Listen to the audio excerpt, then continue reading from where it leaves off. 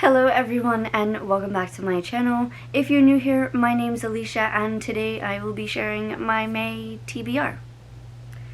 It's a little bigger than I anticipated, so I may have picked too many. We'll see, because I think I can read some of these in a very quick amount of time, so let's get to it.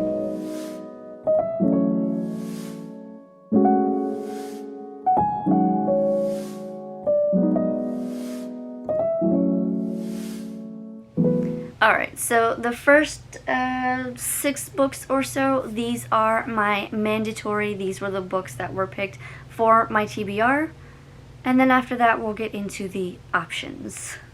So the first one on this list is Monsters Born and Made by that author that I'm not even going to try to pronounce because I know I'm going to butcher it. I have not heard of this one. It looks intriguing. If you can see the cover, it's very shiny. This is for the Reading by Candlelight book club. I co-host this with Katie over at Kate Cats Can Read and Sam over at Yarn Reader. All links will be in the description, and this will be our book for May. And I don't have a copy of it here, but I will leave a picture of the cover somewhere on the screen here.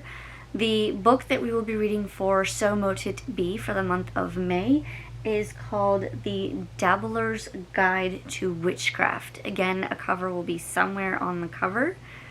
This one will be read, like I said, for So Mote It Be, and that is hosted by Sam over at Yarn Reader. Again, links in the description. The next one on this list is my nonfiction for the month, and wouldn't you know it, another witchcraft book came up, but this one is the Modern Witchcraft Book of Astrology, their complete guide to empowering your magic with the energy of the planets by Julia Helena Haddis. It's interesting that I get 2 witchcrafty type books in the same month. I'm looking forward to it actually, because I have been wanting to read more and learn more about astrology and the zodiacs and stuff like that. So I think this will be a nice read. The next one on my list is a rom-com or romance book of some sort, whichever gets picked off of the list. And for this one, I'll be reading Court of the Vampire Queen by Katie Robert. I have not read Katie Robert yet, but I left it to chance. Oh, they've got little pictures on the chapters. That's cool. It seems like these chapters are very short, but this one will be my read. I've heard mixed things about this one, so we'll see. I do have the audiobook for it, so a lot of my books this month will have audiobooks, and that's why I say I think I can read them in a very quick amount of time. As part of my series to finish out book series this year, the last one is, last month was book 4 of the Percy Jackson series, which is Battle of the Labyrinth. So this month we'll be finishing out with the Last Olympian. I believe there are more with the Percy Jackson series, but I'm just going based off of the first 5 original Percy Jackson, so this will complete the Percy Jackson series. I will probably go and read the others as well, but I will do that at a later time. Now, on to options if these books are done. Wait, no.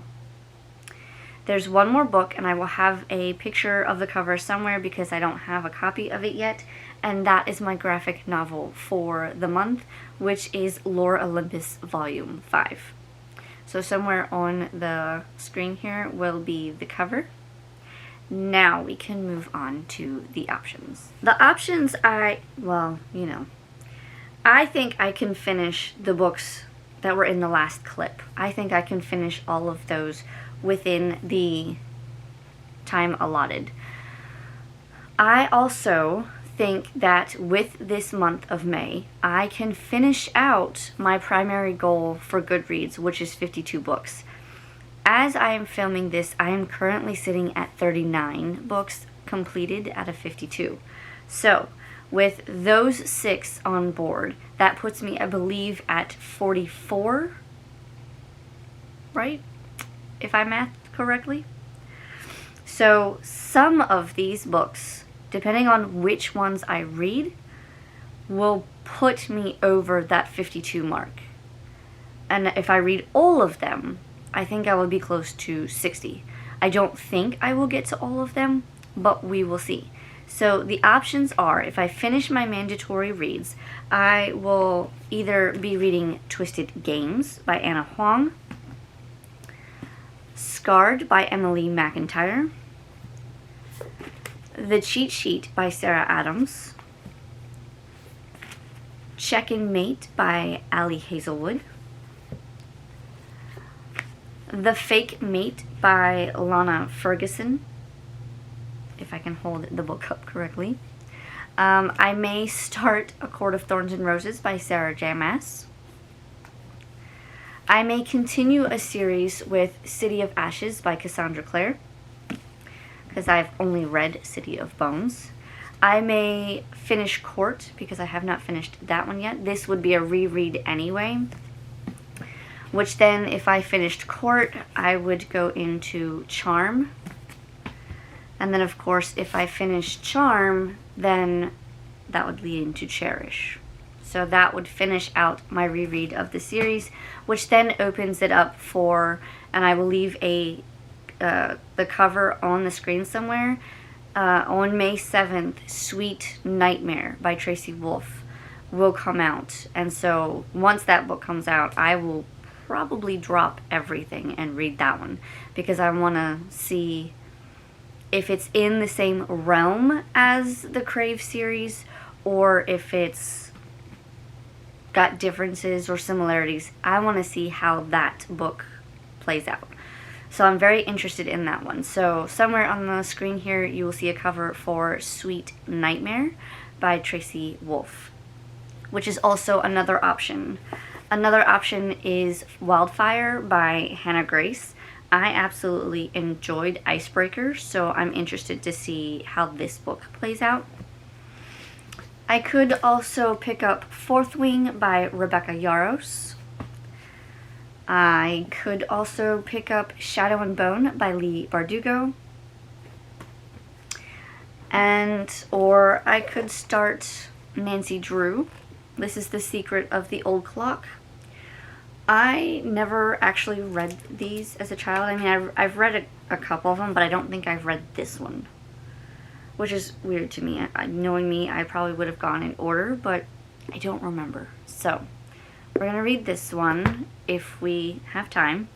And then the last one is called Made Whole, which is a nonfiction, and she talks about finances and reaching financial goals and pretty much making it so that you're debt free and you are contributing to like 401ks and producing wealth if you want it. That type of thing. I've heard so many things about this one that I'm excited to read it. As some of you know, I'm on a debt-free journey trying to pay off consumer debt and also creating a future that will help me and my family. So I've been reading almost every financial book I could get my hands on so that I could get different perspectives and learn different ins and outs of the financial world. So I think that's all of the books, whether it be mandatory or optional. Now, here is a question for you guys. Leave me a comment down below if you think I can finish out or will finish out my GoodReads goal of 52 books in the month of May, given the books and the optional reads that you've seen in this video. Just leave me a yes, I think you can do it, or no, I think you're gonna come close, or some sort of I think you'll do it or not do it. And it's okay if you don't think I'll do it. Personally, I don't think I'll do it. I think I'll get close. I do have a few things going on in the month of May that could hinder me from getting to that goal, because I do have a couple of appointments that are going to be happening. I have my kids' last day of school happening, so the last part of the month will be busy with their summer activities. I do have a birthday to celebrate in the month of May. And for all of you out there who celebrate Mother's Day, that's coming up soon. So there's a lot going on in May, but I'm going to do my best. I'm kind of excited at the prospect of this challenge, of me finishing my primary goal for GoodReads, but then that also sets up my secondary goal, if the first one is achieved, to reach that 100 book mark.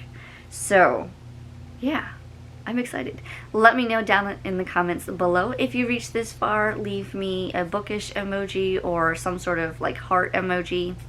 Either one is fine for me. And yeah, let me know if you think I will finish out my goal. Well, that's all for me in this video, guys. If you liked this video, please like, comment, and subscribe. And I'll see you next time. Bye.